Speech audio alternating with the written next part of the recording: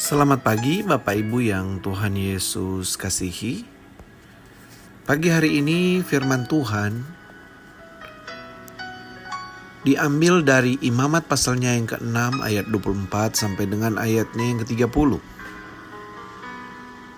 Di bawah perikop korban penghapus dosa.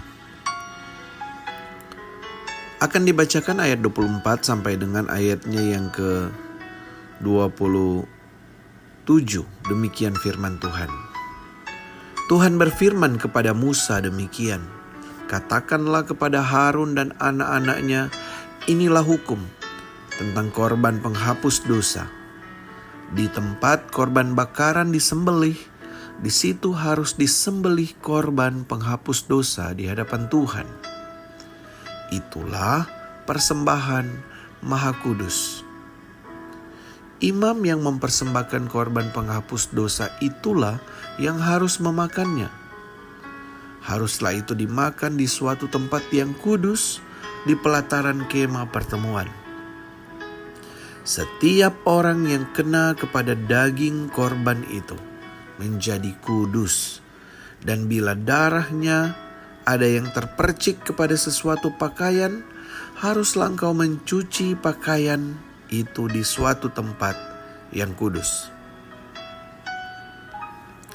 Dari ayat firman Tuhan ini, maka renungan Gema Kabar Baik yang didasarkan atas santapan harian edisi Sabtu 8 Maret 2025 diberi judul Menjaga Kekudusan. Menjaga kekudusan. Bapak Ibu, saudara-saudara yang Tuhan Yesus kasihi, Allah kita adalah Allah yang Maha Kudus, yang menginginkan kita hidup dalam kekudusan. Manusia berdosa tidak akan bisa menjadi kudus, tetapi dalam anugerahnya Allah telah menghapus dosa dan menguduskan kita. Maka sekarang Ia memanggil kita untuk menjaga kekudusan itu. Saudara, ada begitu banyak aturan yang Allah berikan kepada bangsa Israel sebelum mereka memasuki tanah Kanaan.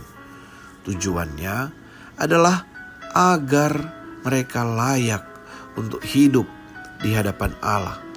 Salah satu hal yang harus mereka lakukan adalah memberikan persembahan kurban penghapusan dosa.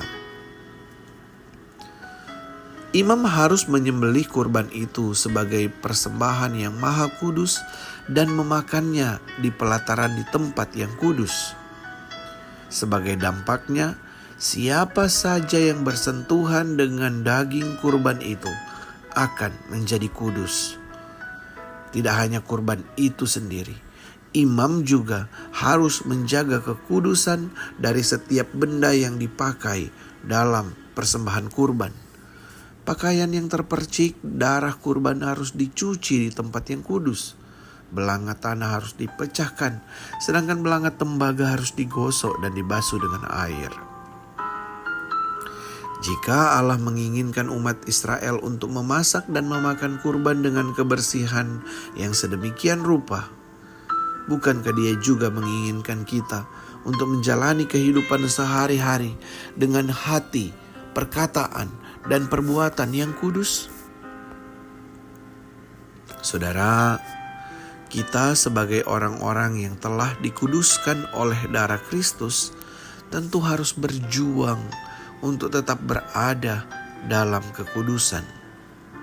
Dengan kemampuan diri yang terbatas, menjaga kekudusan tentu adalah tuntutan yang berat, apalagi dengan standar ideal yang tinggi.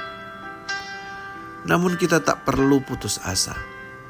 Jika kita hidup dekat dengan Tuhan, dalam arti selalu berusaha melakukan firman-Nya, berusaha memperbaiki diri untuk menjadi makin baik di dalam pimpinan Tuhan, kekudusan menjadi hal yang lumrah bagi kita.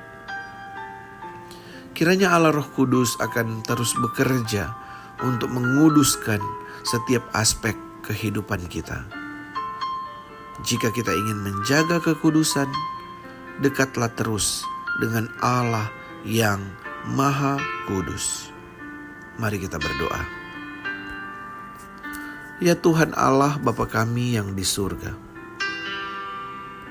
kami bersyukur punya Allah yang kudus, yang sudah menguduskan kami dengan darah yang kudus dan mahal, dan yang merindukan kami untuk tetap terus menjaga kekudusan hidup kami dari hari ke hari. Karenanya tolonglah kami ya Tuhan, untuk senantiasa dekat dengan Engkau, tinggal di dalam-Mu, tinggal di dalam firman-Mu, firman-Mu yang menguduskan kami. Tolonglah kami yang tidak kudus ini ya Tuhan, untuk sedapat mungkin hidup kudus hanya bagi-Mu dalam hidup kami setiap hari. Dalam nama Tuhan Yesus Kristus kami berdoa, kiranya Allah Roh Kudus menolong kami. Amin. Bapak Ibu yang Tuhan Yesus kasihi, Allah yang kudus merindukan kekudusan hidup setiap umat pilihannya. Marilah kita berjuang dalam kekudusan hidup. Kiranya Allah Roh Kudus menolong kita hari ini dan seterusnya. Selamat pagi, selamat beraktivitas. Tuhan Yesus memberkati. Shalom.